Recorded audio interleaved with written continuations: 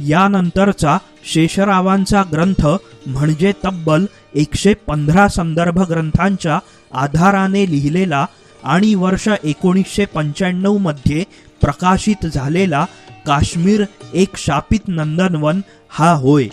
या ग्रंथाचा हेतू काश्मीर प्रश्न मुळात काय आहे आणि तो का सुटत नाही याचे सत्यकथन करणे हा आहे.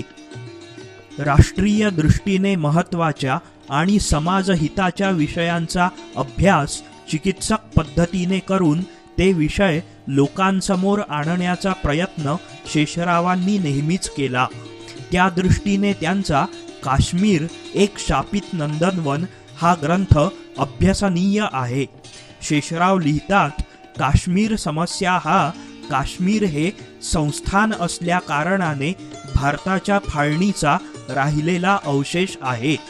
ते संस्थानाऐवजी ब्रिटिश प्रांत असते तर ही समस्या उरलीच नसती.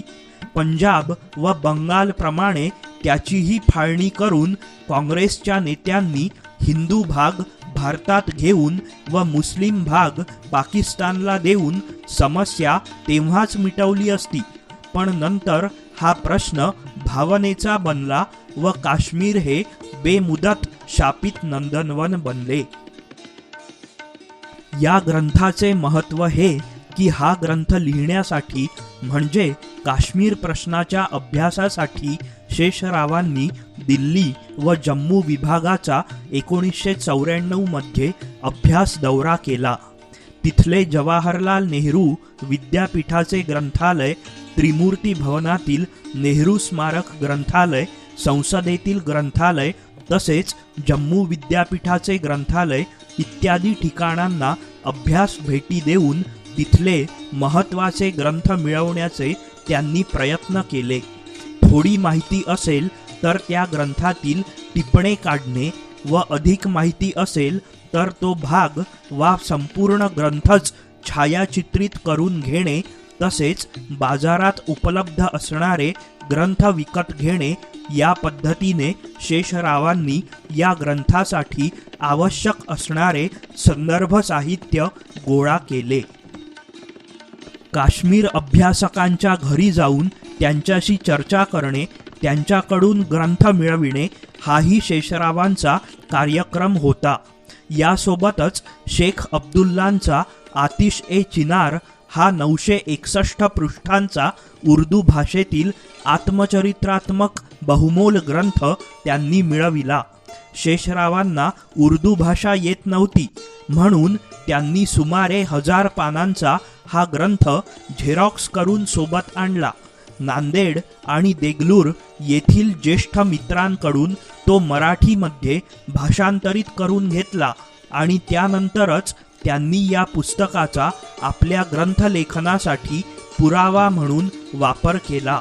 काश्मीर एक शापित नंदनवन हे पुस्तक असे सिद्ध झाले. शेषराव सांगतात, काश्मीर एक शापित नंदनवन हा ग्रंथ काश्मीर समस्या समजून घेण्यासाठी लिहिलेला आहे. रोगाचे निदान करणे हा या ग्रंथाचा हेतू आहे. ती समस्या कशी सुटेल हे सांगणे हा या ग्रंथाचा हेतू नाही. किंबहुना ती समस्या वा प्रश्न सुटणे किती अवघड आहे व तो का सुटत नाही हे या ग्रंथावरून दिसून येईल. हा ग्रंथ लिहिताना सत्य सांगण्याचा आम्ही प्रयत्न केला आहे. सत्य सांगितल्यामुळे कोण कोण आमच्यावर रागावेल याचा विचार आम्ही केला नाही. सत्य सांगताना राष्ट्रीय भावनासुद्धा आम्ही आड येऊ दिलेली नाही. आपण राष्ट्रीय प्रश्नांचा सुद्धा कसा अभ्यास करीत नाही, प्रश्नाच्या मुळाशी न जाता वरवरचे वाचून राष्ट्रीय प्रश्नासंबंधातही कसे लेखन केले जाते आणि परिणामतः अशा प्रश्नांसंबंधात सर्वसामान्य अज्ञान वा गैरसमज कसे पसरलेले असतात हे या ग्रंथावरून कळून येईल. त्याच्या इच्छेनं सारा भारत एक करून घेतला. काश्मीरला 370 ठेवलं. तिथल्या लोकांना भारतात यायचं नव्हतं. आपण फाळणीचं पाणी केली होती. फाळणी करण्यासाठी तिकडे जाऊन मिळालो. पण अत्यंत घाई गर्दीमध्ये चूक अशी झाली, विलिनीकरण करून घेण्यात आलं. ते करून घेतलं जातं तर बरं झालं असतं. ते करून घेतलं, तात्पुरतं ठेवलं, विरोध केला वापर.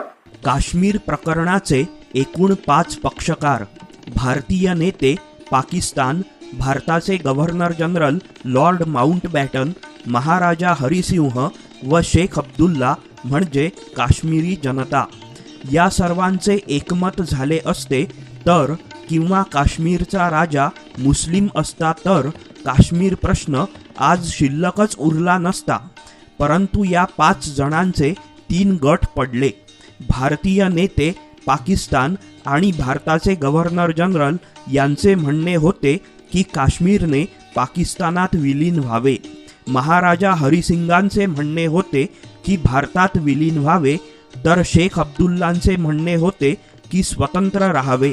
या 5 जणांचे एकमत न झाल्याने आक्रमण होईपर्यंत काश्मीर प्रश्न लोंबकळत राहिला. शेवटी पाकिस्तानच्या आक्रमणाने ही कोंडी फुटली.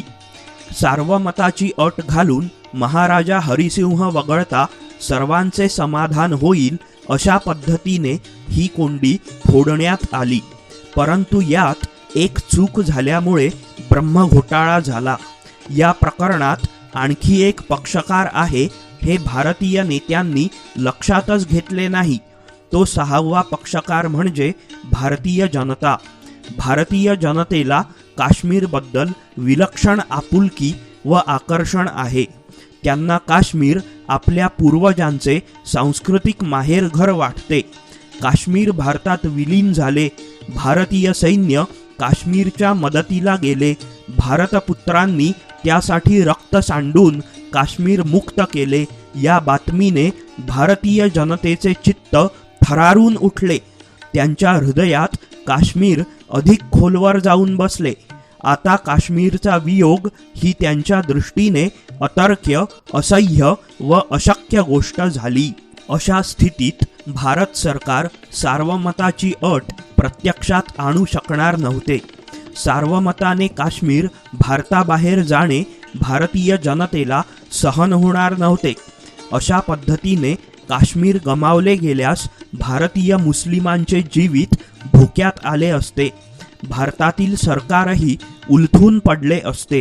हे भारतीय जनमानस भारतीय नेत्यांना नंतरच्या काळात कळाल्यामुळे त्यांनी सार्वमत घेण्याचे यशस्वीपणे टाळले. हे टाळण्यासाठी विविध कारणे त्यांनी पुढे केली, परंतु वरील खरे कारण कधीही त्यांनी अधिकृतपणे सांगितले नाही. आज परिस्थिती अशी आहे की काश्मीर खोऱ्यातील लोकांना भारतात राहावयाचे नाही. भारताबाहेर जाण्याची त्यांची मागणी भारत सरकार कधीही मान्य करणार नाही. ही मागणी मान्य करणारे सरकार क्षणभरही भारतात टिकणार नाही. तेव्हा काश्मीर खोऱ्याचा प्रश्न असाच राहील. भारत कधी सार्वमत घेणार नाही, भारताची जनता कधी घेऊन येणार नाही. जे कोणी म्हणेल सार्वमत ते सरकार दुसऱ्या दिवशी कोसळून पडेल.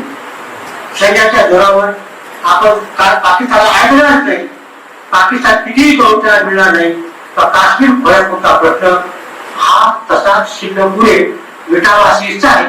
पण आम्ही ज्या मुस्लिम पक्षाचा अभ्यास केला आहे त्यावरून हा प्रश्न जोपर्यंत भारतात काश्मीर आहे तोपर्यंत त्याची शक्यता वाटत नाही. आपण तो काश्मीर सोडणार नाही. पाकिस्तान मदत करत आहे, त्यांचे धर्मबंधू म्हणून मदत करणं त्यांचा धार्मिक कर्तव्य आहे. काश्मीर प्रश्न सोडविण्याचे आज 2च मार्ग उपलब्ध आहेत. एक, काश्मीर खोरे पाकिस्तानला देऊन टाकणे किंवा स्वतंत्र करणे, व 2, इतर राज्यांप्रमाणे एकात्म होऊन काश्मीर भारतात कसे राहील याची योजना आखणे. यापैकी पहिला पर्याय काही अपवादात्मक मानवतावादी वगळता कोणताही भारतीय नागरिक मान्य करणार नाही. एवढेच नाही तर सय्यद शहाबुद्दीन सारखे काही जात्यंध मुस्लिम नेते वगळता कोणताही भारतीय मुस्लिम हा पर्याय मान्य करणार नाही. काश्मीर हे मुस्लिम बहुसंख्याक म्हणून तेथील लोकेच्छेनुसार पाकिस्तानात जाणे ही बाब आपल्याला फार मोठ्या समस्येत व संकटात टाकणारी आहे, याची पूर्ण जाणीव भारतीय मुस्लिमांना आहे, तेव्हा काश्मीर खोरे भारतात राहणे भारतीय मुस्लिमांच्या दृष्टीनेही हिताचे आहे. तेव्हा काश्मीर खोरे पाकिस्तानला देऊन टाकणे किंवा स्वतंत्र करणे हा पर्याय भारतीयांना अमान्य होणारा आहे. आता दुसरा पर्याय, तो म्हणजे काश्मीर हे इतर राज्यांप्रमाणे एकात्म करून भारतात ठेवणे. हा पर्याय वरचेवर कठीण दिसत आहे. काश्मीरचा खरा रोग काश्मीरचे मुस्लिम बहुसंख्याकत्व आणि पाकिस्तानशी भौगोलिक संलग्नत्व या दोन कारणांतून निर्माण झालेला आहे. यापैकी कोणतीही गोष्ट नष्ट करता येणे कठीण आहे. मुस्लिम बहुसंख्याकत्व कमी करणे फारच कठीण आहे. असे करणे हिंदू मनालाच आवडत नाही. तेव्हा काश्मीर समस्या निर्माण होण्यात व कायम राहण्यात वरील दोन कारणांमध्ये या हिंदू मनोवृत्तीचीही पूरक भर पडलेली आहे.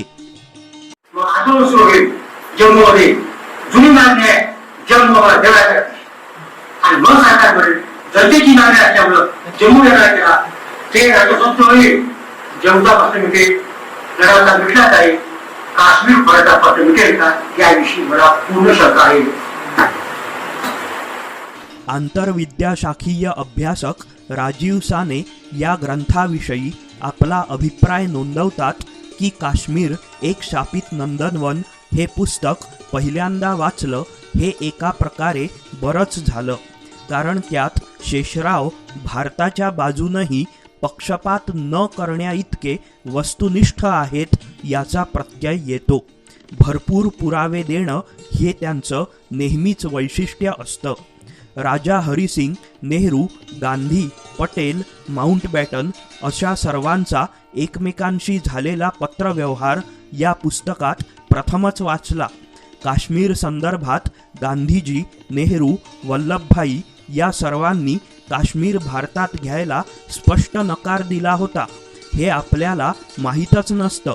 निदान मला तरी माहीत नव्हतं.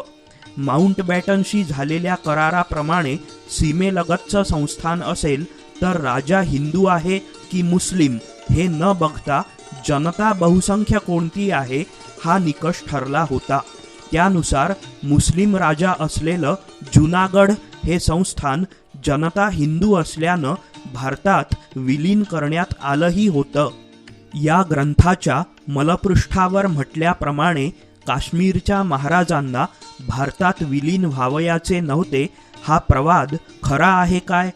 त्यांना पाकिस्तानात विलीन होण्याचा सल्ला भारताने का दिला होता? संस्थानांच्या विलिनीकरणाचे भारताचे धोरण कोणते होते? विलीन करून घेताना सार्वमताचे लेखी आश्वासन का देण्यात आले? तरीही नंतर सार्वमत का घेतले गेले नाही? घटनेत 370 कलम कसे व कशासाठी आले? पंडित नेहरूंनी पंतप्रधान शेख अब्दुल्लांना कारागृहात का टाकले? तेथे अराजकाची व दहशतवादाची सुरुवात केव्हा झाली? या व अशा अनेक प्रश्नांची खरी उत्तरे या ग्रंथात सापडतील.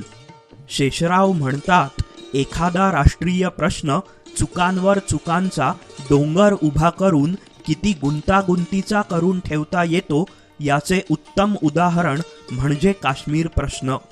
गुंता सोडवावा म्हणून योजलेला प्रामाणिक उपायसुद्धा गुंता वाढविण्यास कारण ठरत गेला ही या प्रश्नाची खरी शोकांतिका होय. अशा प्रकारे भरभक्कम पुराव्यांनिशी या ग्रंथात मांडलेले दाहक सत्य कितीही अप्रिय वाटले तरी राष्ट्रासाठी ते समजून घ्यावेच लागेल. यापुढचा शेषरावांचा महत्त्वाचा ग्रंथ म्हणजे वर्ष 1998 मध्ये प्रकाशित झालेला डॉक्टर आंबेडकरांचे सामाजिक धोरण एक अभ्यास हा 500 पृष्ठांचा ग्रंथ. हा ग्रंथ म्हणजे बाबासाहेब काळानुसार व परिस्थितीनुसार कसे बदलत गेले याचा घेतलेला वेध आहे. बाबासाहेबांच्या सामाजिक धोरणातील परिवर्तनाचा अभ्यास करणारा हा ग्रंथ आहे.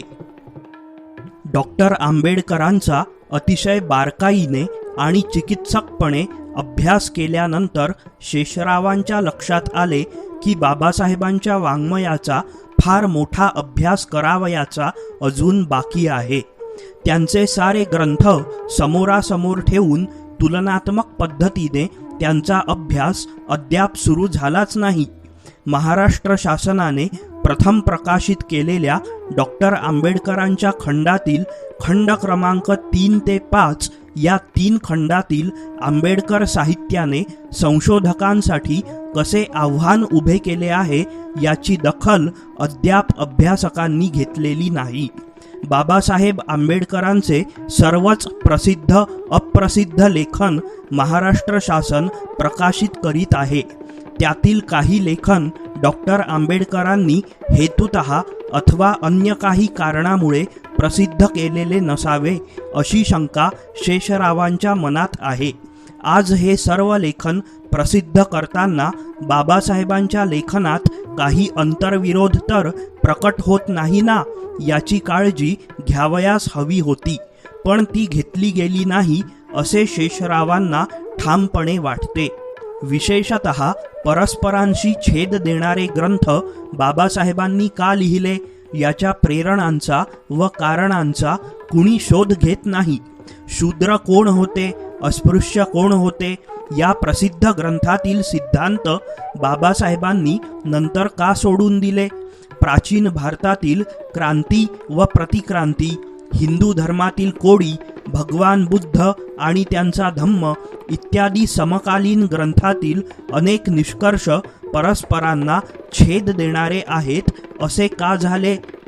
रिलिजन वेगळा व धम्म वेगळा अशी स्पष्ट भूमिका मांडून बौद्ध हा धर्म नसून धम्म आहे असे ठाम प्रतिपादन बाबासाहेबांनी भगवान बुद्ध आणि त्यांचा धम्म या ग्रंथातील एका प्रकरणात केले आहे.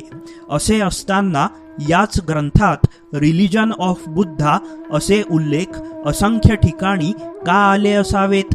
त्या संपूर्ण ग्रंथात त्यांनी बुद्धांना लॉर्ड, ब्लेस्ड वन, तथागत ही विशेषणे लावली असताना फक्त एकाच पानावर 3 ठिकाणी बुद्धांना भगवान हे विशेषण कसे आले असावे असे एक नाही तर शेकडो प्रश्न अभ्यासकांसमोर आज आव्हान देत उभे आहेत असे शेषरावांचे मत आहे. सावरकरांप्रमाणेच आंबेडकरांचाही चिकित्सक अभ्यास करण्याचा आणि त्यांच्यावर ग्रंथ लिहिण्याचा आपल्याला हक्क आहे असे समजून शेषरावांनी तोही अभ्यास केलेला आहे. शेषराव आपल्या ग्रंथाविषयी म्हणतात की या ग्रंथात मी असा एक मुद्दा उपस्थित केला आहे की महाराष्ट्र शासनाने बाबासाहेबांचे जे अप्रकाशित असलेले साहित्य खंड 3 ते 5 मध्ये पहिल्यांदाच प्रसिद्ध केलेले आहे ते अंतरिम स्वरूपाचे आहे व ते बाबासाहेबांनी आज आहे त्या स्वरूपात प्रसिद्ध केले नसते, करू दिले नसते. संपादक मंडळाने या दृष्टीतून न वाचताच हे वाङ्मय प्रकाशित करून एक प्रकारे बाबासाहेबांवर अन्याय केला आहे असे माझे मत मी ग्रंथात जागोजाग नोंदविले आहे. धर्मग्रंथातील वचनांचा अर्थ इतिहासातील घटनांचे अन्वयार्थ या अर्थाने बाबासाहेबांची इतिहास मीमांसा बदलत गेलेली आहे हे तर स्पष्टपणे कुणालाही दिसून येते. बदलांच्या कारणांचा शोध घेणे अभ्यासकाचे काम आहे. या ग्रंथाच्या दुसऱ्या विभागात असा प्रयत्न आम्ही केला आहे. नवा पुरावा सापडणे किंवा पूर्वीच्याच पुराव्याचा नवा अन्वयार्थ लावणे यामुळे असा बदल होऊ शकतो.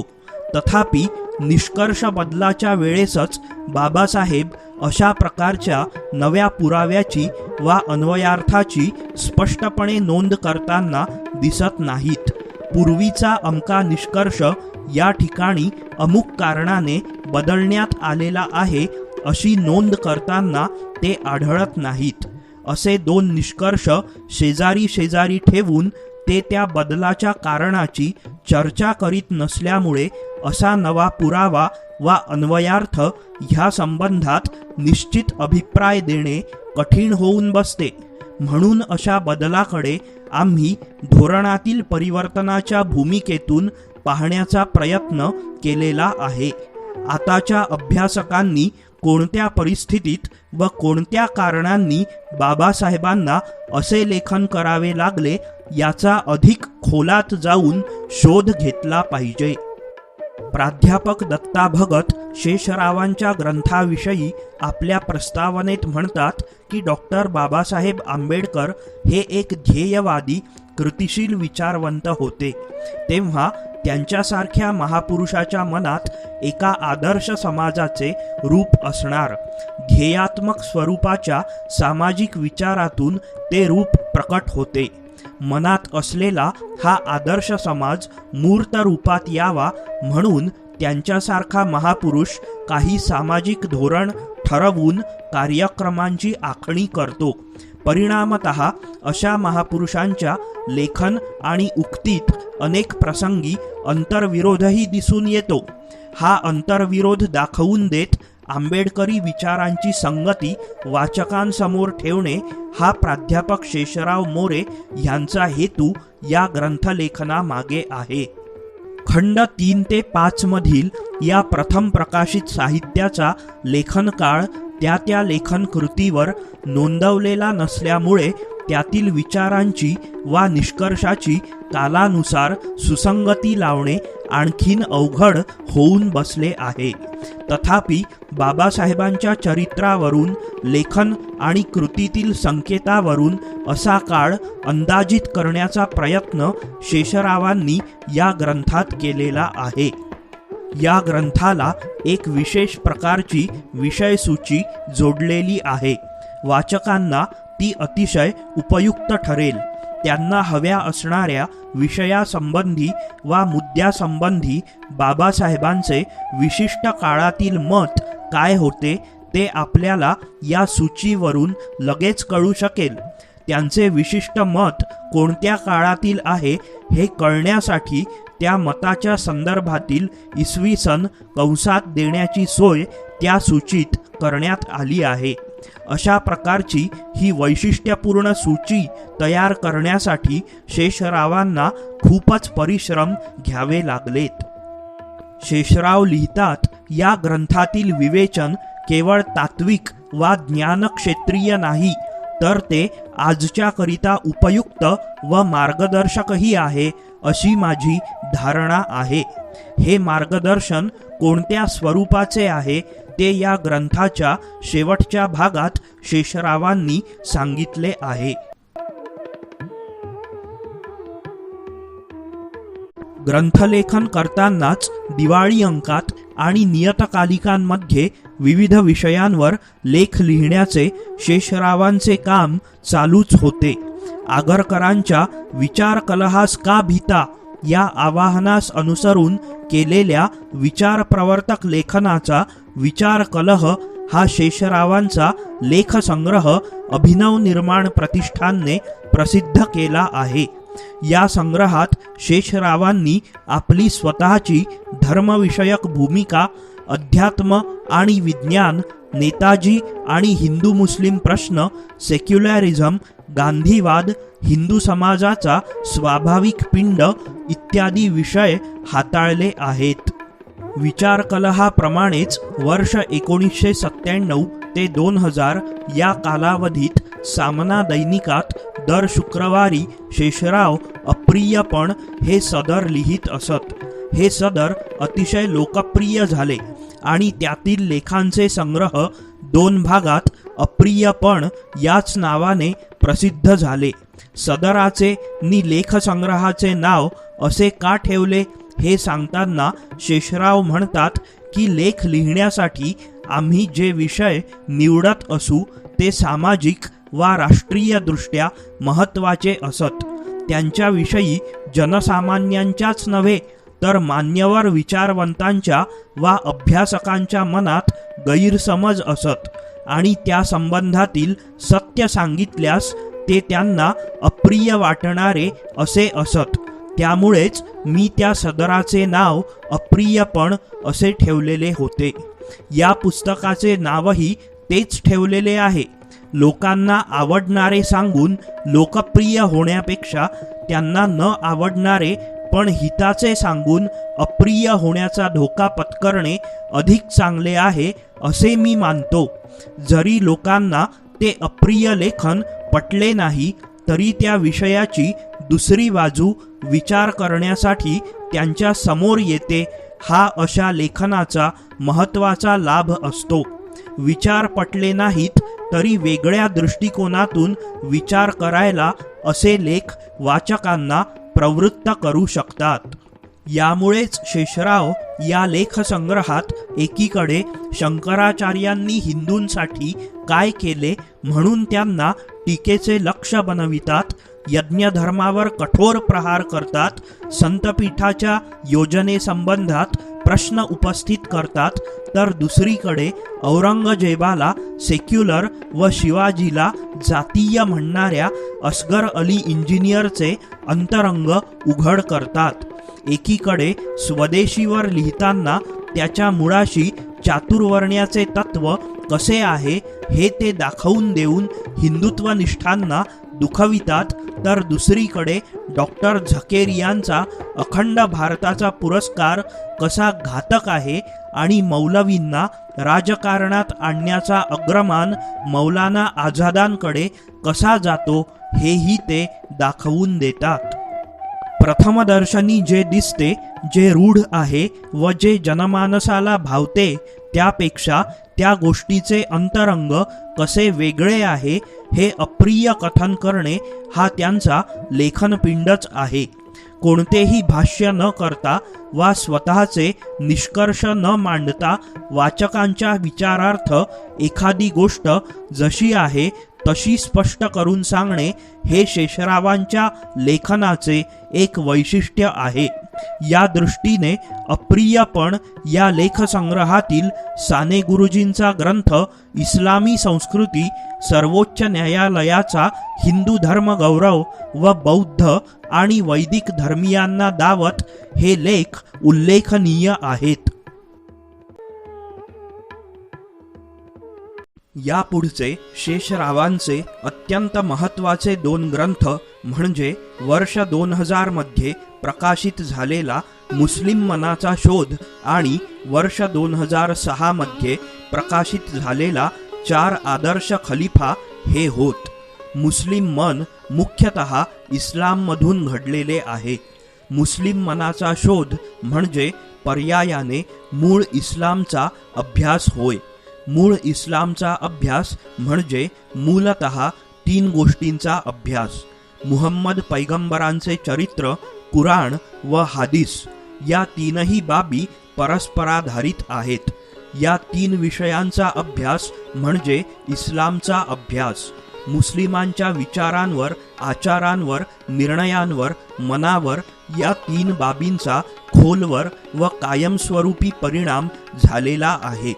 या 3ही बाबींचा एकत्रित अभ्यास केला तरच मूळ इस्लामचे सम्यक आकलन होऊ शकते. प्रेषितांनंतरच्या काळात इस्लाममध्ये अनेक पंथ निर्माण झाले, पण या सर्व पंथांना एकमताने मान्य असणारा हा मूळ इस्लाम प्रत्येकाने समजून घेणे काळाची गरज आहे.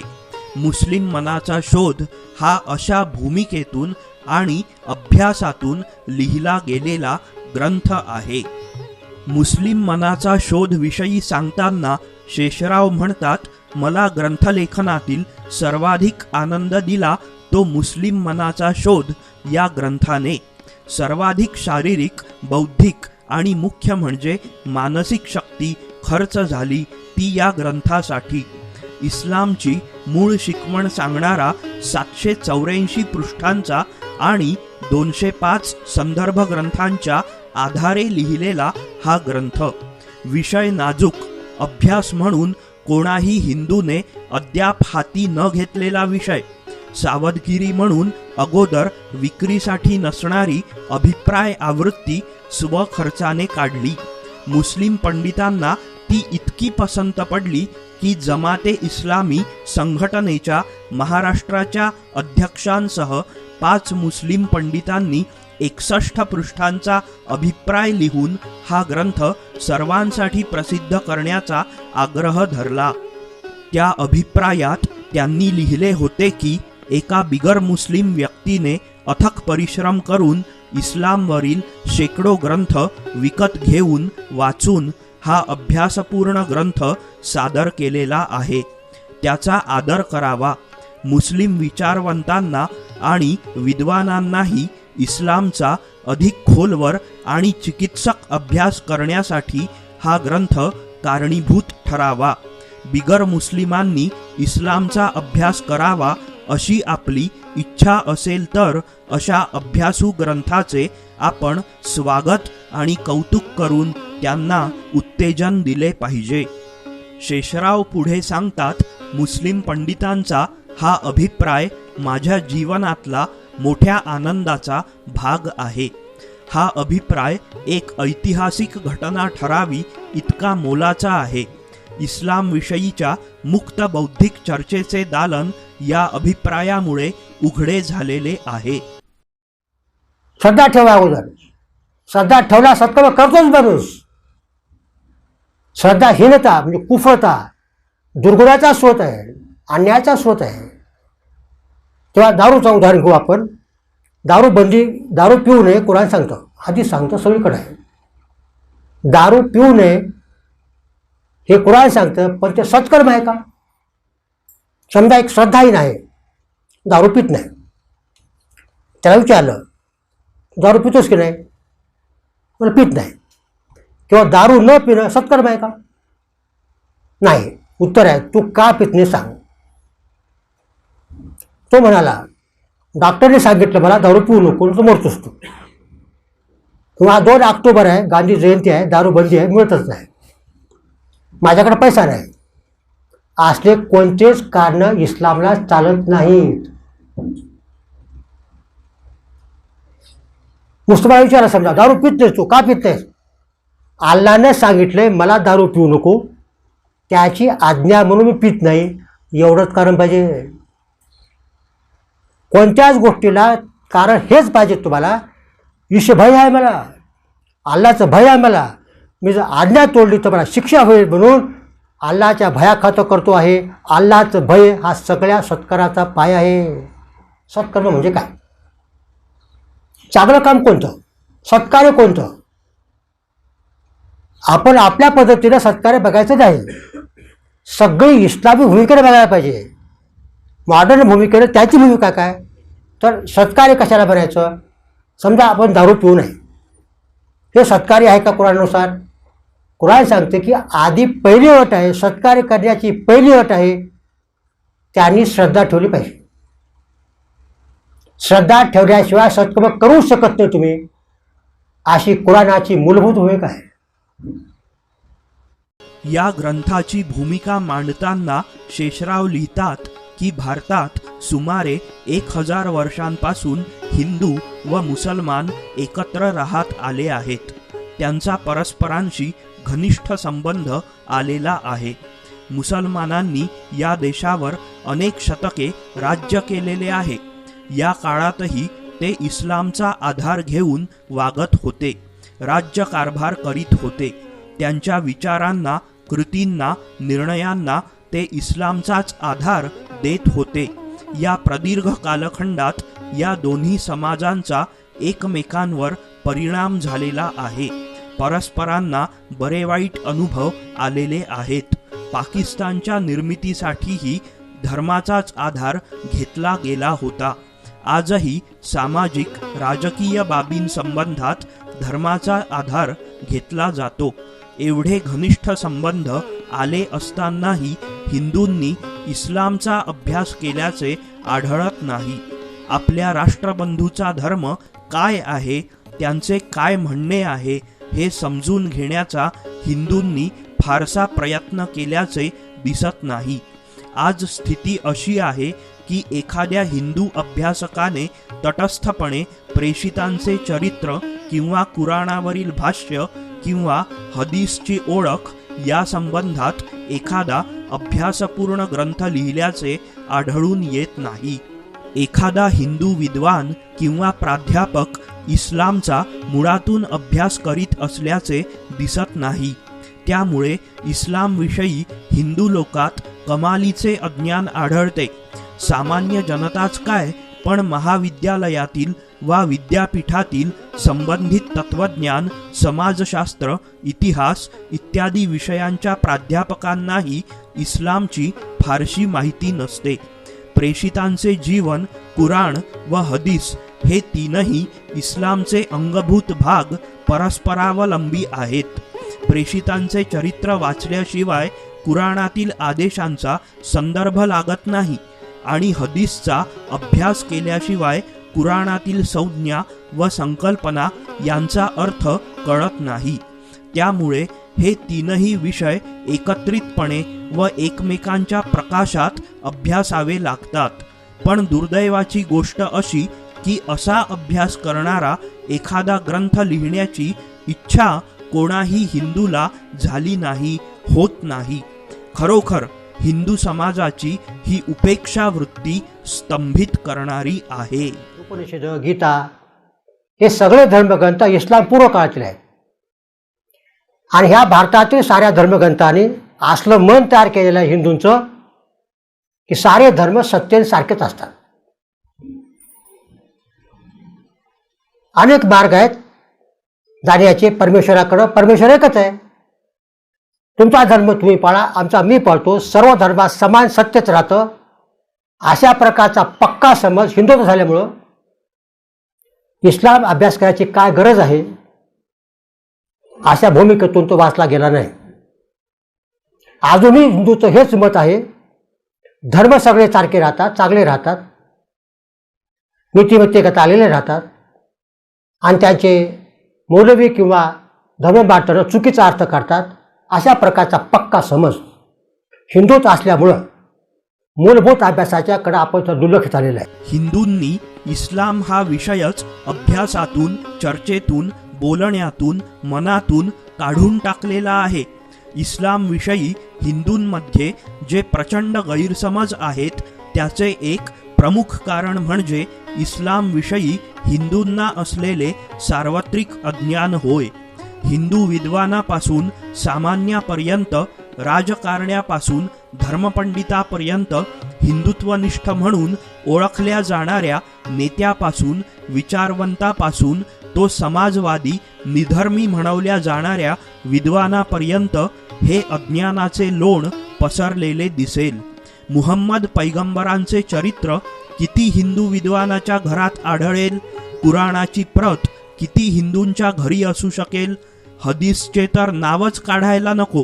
महाराष्ट्रातील कोणत्याही विद्यापीठाच्या वा महाविद्यालयाच्या ग्रंथालयात हदीस आढळून येत नाही. हदीस वाचणारा मराठी हिंदू पंडित आम्हाला अद्याप भेटला नाही. डोळ्याने हदीस पाहणारा एखादा मराठी हिंदू पंडित सापडेल काय याची शंका आहे. जे हदीस आज पाकिस्तानसहित अनेक मुस्लिम राष्ट्रांची राज्यघटना किंवा राज्यघटनेचा मूलाधार आहे, ते हदीस हिंदूंना माहीत असू नये. खरोखर हे अज्ञान, अनास्था, दुर्लक्ष आश्चर्यकारक आहे. दुसऱ्याच्या धर्माचा अभ्यास केल्याशिवाय तो धर्म आपल्याला कळत नसतो. दुसऱ्याचा धर्म समजून घेणे व अभ्यासणे हे स्वतःचा धर्म पाळण्या इतकेच महत्त्वाचे व आवश्यक असते. विशेषतः बहुधर्मीय देशामध्ये तर हे अतिशय आवश्यक असते. धर्माधर्मातील भांडणे व संघर्ष बहुधा धर्माविषयीच्या समज गैरसमजातून निर्माण झालेली असतात. धार्मिक सामंजस्य, सामाजिक बंधुभाव, राष्ट्रीय एकात्मता साध्य करण्यासाठी एकमेकांच्या धर्मांना समजावून घेणे आवश्यक असते. सर्वसामान्य जनतेला हे शक्य नसले तरी त्यांच्यातील अभ्यासू लोकांनी, विद्वानांनी, नेत्यांनी तरी हा अभ्यास करणे आवश्यक आहे. परंतु दुर्दैवाने सर्वसामान्य हिंदूच काय, पण त्यांच्यातील अभ्यासूही आपले राष्ट्रबंधू असणाऱ्या मुसलमानांच्या धर्माचा अभ्यास करीत नाहीत. शेषराव पुढे म्हणतात की या साऱ्या अनास्थाजनक पार्श्वभूमीवर आम्हाला असे वाटले की आपण इस्लामचा अभ्यास करावा, नंतर तो आपणच हिंदूंना समजून सांगावा. हा ग्रंथ म्हणजे या दृष्टीनेच केलेला एक प्रामाणिक प्रयत्न आहे. मुस्लिम समाजाचे मन समजून घेण्यासाठी असा अभ्यास उपयुक्त आहे असे आम्हाला वाटते. या अभ्यासाचा उपयोग एकमेकांना समजून घेण्यासाठी व्हावा हाच हेतू व इच्छा आहे. भारत हा बहुधर्मीय देश आहे व पुढेही राहणार आहे. त्यामुळे धार्मिक सामंजस्यासाठी व राष्ट्रीय एकात्मतेसाठीही हा अभ्यास आवश्यक आहे. ही भूमिका सर्वजण समजून घेतील अशी आशा आहे. सहज आपल्याकडे सांगतो आपण की तुमचे मुस्लिमाचे पूर्वज हिंदू होते, हे गैर इस्लामिक इस्लामच्या माहीत नसत्यातून निघालेलं आहे. इस्लाम रक्ताचं नातं जाणत नाही. जाणतं केव्हा? दोघांचा धर्म एक पाहिजे मग जाणतं. मुस्लिम मनाचा शोध विषयी आपला अभिप्राय व्यक्त करताना थोर विचारवंत श्री मा भावे लिहितात की अनेक हिंदुत्ववादी हे मुस्लिम धर्माविषयी आणि त्यांच्या विचारसरणीविषयी पूर्णपणे अज्ञानी असतात. शेषरावांचा हा विशेष आहे की जे आपले प्रतियोगी आहेत त्यांची पूर्ण माहिती त्यांनी मोठ्या कष्टाने करून घेतली आहे. नांदेडच्या पीपल्स कॉलेजमधील इतिहासाचे प्राध्यापक बालाजी चिरडे म्हणतात की मुस्लिम मनाचा शोध या ग्रंथावर शेषरावांनी 5 वर्षे प्रतिदिन 18 तास काम केले. एकतर इस्लाम हा विषय अत्यंत संवेदनशील, त्यात एक सावरकर अभ्यासक इस्लामवर लिहिणार, या सर्व बाबी रोमांचकारकच म्हणायला हव्यात. त्यांची अफलातून अशी अभिप्राय आवृत्तीची कल्पना जमाते हिंदच्या अभ्यासकांनी आपल्या मतभेदासह ग्रंथ प्रकाशित करण्यासाठी दिलेले 60 पृष्ठांचे अभिप्रायपत्र हे सगळे केवळ मोरेच करू शकतात. या ग्रंथातील त्यांचे हिमालयासारखे कष्ट पाहून कोणीही नतमस्तक होईल. मुस्लिम मनाचा शोध या ग्रंथाचा पुढचा भाग म्हणजे प्रेषितांनंतरचे पहिले 4 आदर्श खलिफा हा ग्रंथ होय. तब्बल 149 संदर्भ ग्रंथांच्या आधारे लिहिलेला हा ग्रंथ आरंभीच्या इस्लाम विजयाचा रोमांचकारी इतिहास आपल्यापुढे उलगडतो. प्रेषितांनंतर गादीवर आलेल्या 4 खलिफांनी प्रेषितांच्या मूळ शिकवणीशी विरोध येणार नाही अशा पद्धतीने इस्लाममध्ये भर घातली. या खलिफांचे जीवन, कार्य आणि शिकवण प्रेषितांच्या खालोखाल प्रमाण मानली जाते. प्रेषितांप्रमाणेच या 4 खलिफांनाही सर्व मुसलमान आदर्श मानतात. 1400 वर्षांपूर्वीची असली तरी या खिलाफतपासून आधुनिक काळातील मुस्लिमही प्रेरणा घेत असतात, आजच्या करताही आदर्श मानित असतात.